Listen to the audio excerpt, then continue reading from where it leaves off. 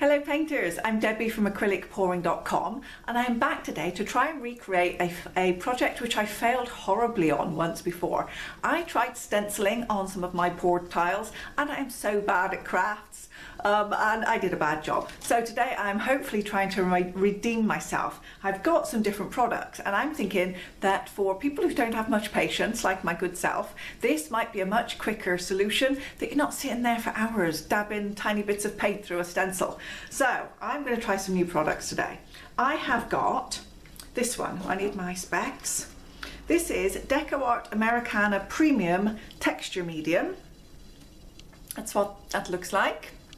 And I'm going to colour it with these DecoArt Media Fluid Acrylics. They come in tiny little bottles, very, very highly pigmented. And I do want to try these in a pour at some point, but today I'm just going to use them to colour my texture paste. So I've got 4 tiles which I have just poured from some leftover paints which I'm going to use to practice on. Let's put those off to one side for now. I've also got this rather nice stencil. This is the one I used before and made a mess. This time I know I'm going to do much better because it can't be any worse, right? This is also a DecoArt Americana stencil. This is an 8x6 in doily. So let's get that one out. And first of all, I need to colour my texture paste. So I've just got myself a little bit of waxed paper there. I'm going to put some of this out on the paper. I can't really judge how much I'm going to need, so let's go with this much. I can always mix up a bit more if I want. So as you can see, it comes out in like a little snake. It's quite firm already. So I'm going to give my fluid acrylics a little shake up and then put maybe 2 or 3 drops. Let me zoom the camera in now that you can get a little bit closer. Okay, so let's just add a couple of drops to this. I'll add 1, 2, 3 drops. You can also colour the texture paste with regular acrylic paint if you like.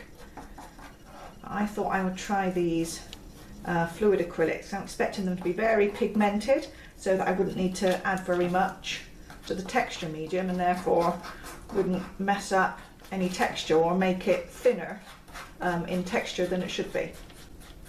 So I'm just mixing it in. I've got my little palette knife there and so far it's kind of a dark grey, but I think I'm going to add a little bit more of the acrylic and make it a little bit darker. So let's go with another 1, 2 drops. And of course the more texture medium I have, the more black I would need. If I was only mixing up a little bit, I wouldn't need so much colour. And I suppose you could also do it kind of marbled. If you didn't want to mix it all the way in, you could leave some more mixed, some less mixed. And of course there's loads of other colours. In this fluid acrylics range there are lots of really nice colours, but I'm going to go just with black today. So it's still kind of dark grey. I'm going to add 1 more drop and I think that will be black enough. There we go.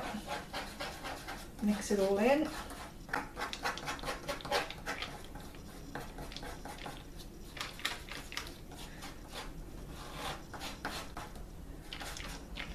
Okay, I think I am happy. So I'm going to get my tiles across and one of the suggestions that was put to me by one of the members is that it would be really cool if I put 4 tiles together and put the stencil across all of them. So I'm going to try that. Move that to one side. So last time I got into a lot of trouble by trying to use an adhesive on the back of my stencil and I used the wrong type and I used far, far too much and it was pulling the paint off of my tiles. So let me zoom the camera a little bit back out so we can get all of the tiles in view. There we go. And now if I centre this over here, and this time I'm not going to try and stick it down or use anything. I am just going to use the power of my willpower to keep this stencil in place. And I think because I'm not using a brush or kind of daubing action, I think it pretty much should stay there. So we will see. So let's bring over this paste and I'm going to use my knife and just kind of squish it on there and then scrape it about. There we go.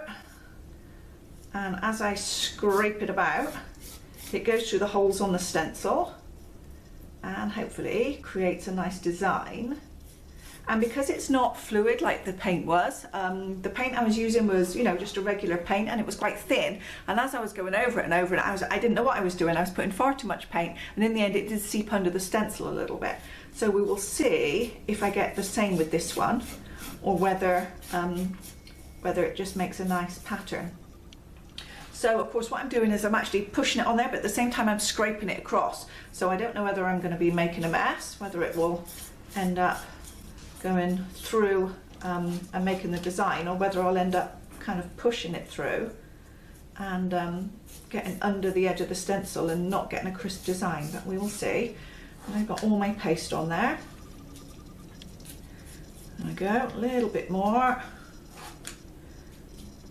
Okay, so now I've got all the paste on. I'm actually going to scrape everything flat with the palette knife so that it's all going to be equally the same kind of equal level across the whole thing, and I'm not going to end up with any bits that are thicker or thinner than others.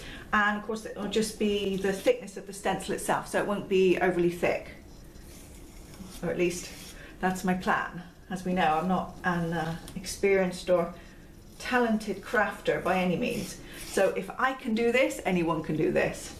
Let's see, I'm almost done.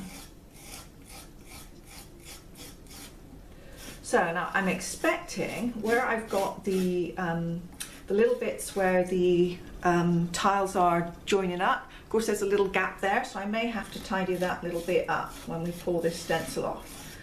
I think that's everything. So shall we lift this stencil up and see what I've got? Here we go. Oh, I did it. Oh my goodness, I'm so excited. That looks really, really good. It looks really good. The details on it are absolutely exact. I wasn't sure whether I was going to be pressing that stuff through and it would just make a big mushy mess underneath the stencil, but it's absolutely perfect. So let me separate these out. And now, obviously I've got some little bits down in the grooves. I'll get my glasses on so I can look at them carefully. So as you can see, I've just got little bits here going over the edge. I'm not sure what should I do with those. I can probably just pick off some little bits with my nail that are not needed.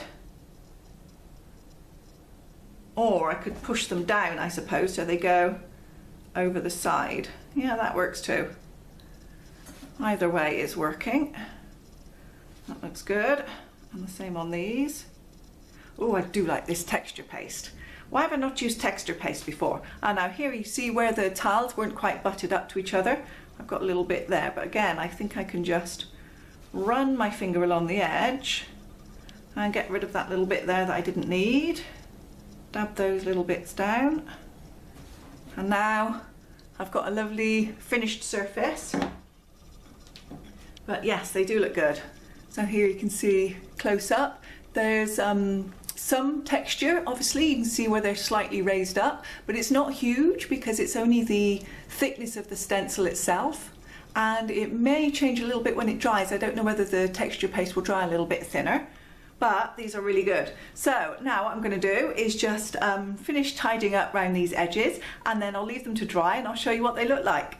So here they are finished, and I have to say I am so delighted with these. If we just take a look, the texture paste is now dry, and it is a little less texture to it than before because obviously the water is now evaporated out of it. If you can see, so it's really quite flat to the surface, but the design, you can feel it when you run your finger over it, and it is so sharp and crisp. Even with that really, really intricate stencil, and me trying this for the first time, I really did get a perfect result. And these little tiles are only made from leftover paints, but they've got lots of little bits of glitter and shine and everything in them, and it's going to make a really pretty set. So I'm very delighted with this. If you struggle or are not very crafty, talented like my good self, then the stenciling with texture paste was so much quicker and easier than it was with the paint. So go with the paint if that's your thing. If not, give this texture paste a try. And hopefully you'll get some lovely results like mine. There we go, I've now made 4 tiles that didn't quite match into more of a set, and in a future video I'm going to be adding resin over the top of these and we'll get to see what they look like. So keep following and I'll see you there soon.